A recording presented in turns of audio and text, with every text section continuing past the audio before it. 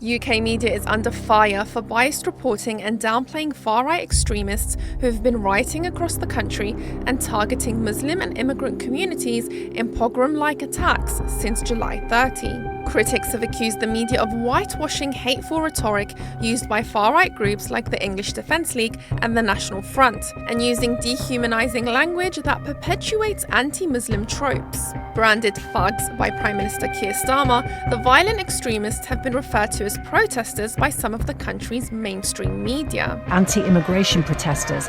Anti-immigration gatherings across the country. Riots erupted across the UK after far-right mobs falsely blamed an unknown Muslim asylum seeker for killing 3 girls in Southport. The disinformation sparked the worst unrest in the country in decades, though the attacker was later identified as a UK-born Rwanda-origin Christian boy.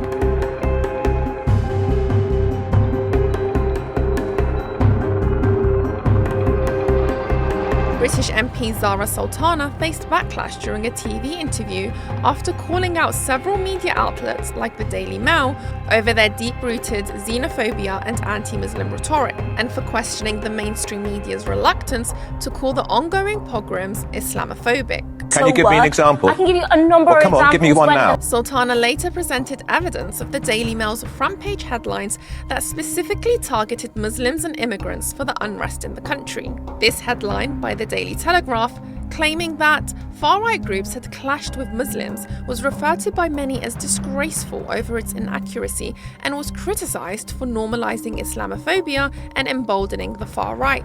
Online, many are voicing concern that this kind of language will only amplify misinformation and further endanger immigrants, Muslims and other minority communities across the country. Language around refugees let's have one now. And Muslims. Let's have one now. Dehumanising. So see, what I'm saying is there are politicians. Do you have an example? There are politicians and there are journalists who have played an active role in fanning the flames of hate and division, and we are seeing that play out.